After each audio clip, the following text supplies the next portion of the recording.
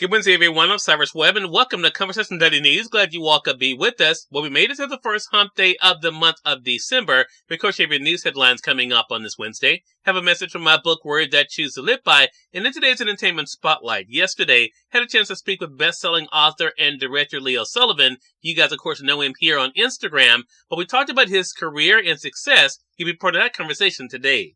Enjoy our broadcast. For Conversation Daily News, I'm Cyrus Webb with your Wednesday headlines. In Mississippi news, flames and smoke overtake Rankin County home. Firefighters worked for more than 2 hours to put out a fire at a home in Rankin County. The fire on Bethel Road was reported at 4 a.m. on Tuesday. When a 16 WAPT news crew arrived at the scene, flames had engulfed the home as firefighters worked on the top portion of the house. There was also thick clouds of smoke coming from the broken windows as firefighters hosed down the front of the house. One of the problem areas seemed to be the back of the home, but they were able to knock the flames out. The family was able to make it out of the home safely. In more national news, in Amy and TJ podcast, former GMA3 hosts discussed their outed relationship. Amy Robach and TJ Holmes were dismissed from the show after the co-hosts were romantically linked. Now they have a new podcast. Last year, when Amy Robach and TJ Holmes were suspended from their jobs at ABC as co-hosts of Good Morning America's afternoon show, following a story published in the Daily Mail that linked the two romantically, Robach and Holmes were married to other people at the time. Exactly 1 year after they were dismissed from their jobs, the former GMA3 colleagues and current romantic partners released Amy and TJ a podcast promoted as a tell-all, or at least a tell-some. Ahead of the premiere, the couple went red carpet official, appearing together at an event at iHeartMedia, the company releasing their podcast. In the first episode, Robach and Holmes were adamant that while their relationship was private, it was not adulterous. "We were outed. We were not caught," Robach said on the podcast, adding that they were in the middle of divorce proceedings with their respective partners when they were photographed together. Holmes said that he had been living separately from his wife for several months when the photos were taken. Holmes said that several weeks before the first photos of the couple were taken, he had a sinister interaction with an unnamed party. "We were directly threatened," Holmes said. "I don't want to get into where it came from, but something was being demanded of us."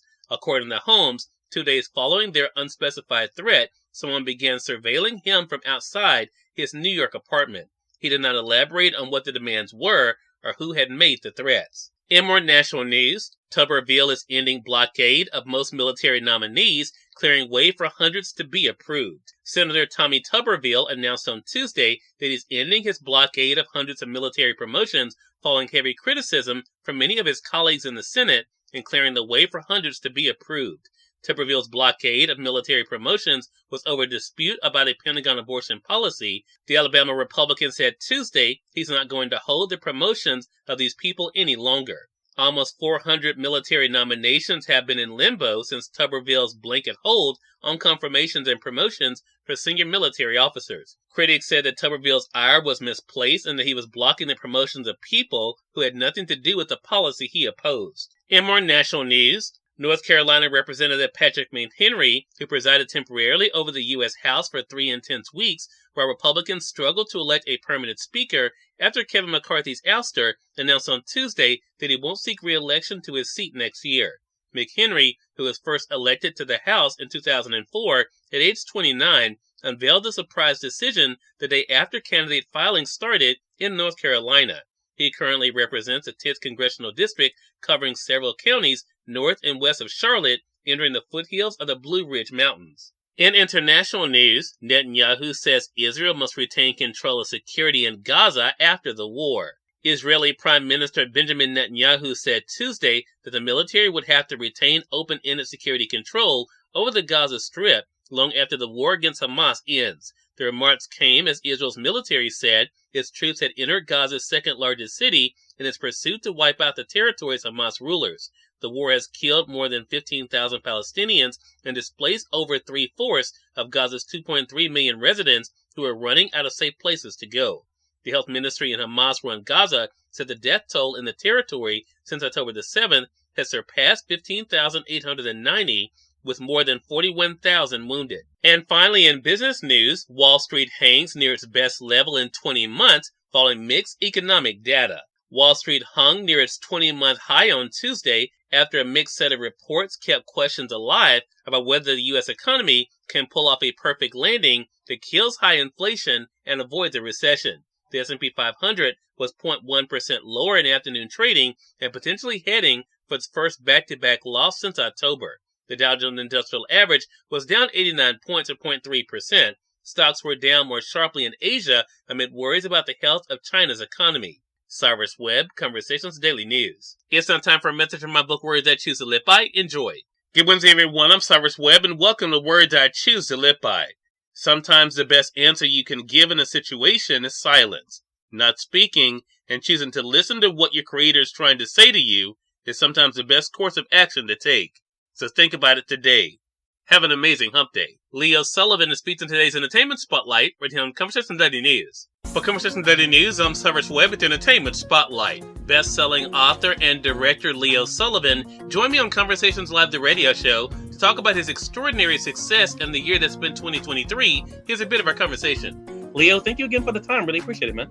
Man, thank you so much. It's a pleasure to be here. It's good to see you again, too. I appreciate it, man. You as well, man. And you've been doing some amazing things, man. And we're going to get into Hood Riches because that's what's coming up on December the 7th. But I want to talk to you about this journey for you, man. What has it been like for you to think about where this all began for you, the audience you've been able to build, and now where you find yourself in 2023? It's been a phenomenal ride, especially the fact, about 10 years ago, I was homeless, and I had a dream, and unfortunately, I'm very fortunate. My first book did really well. I've been able to sell millions of copies of books. Stay humble.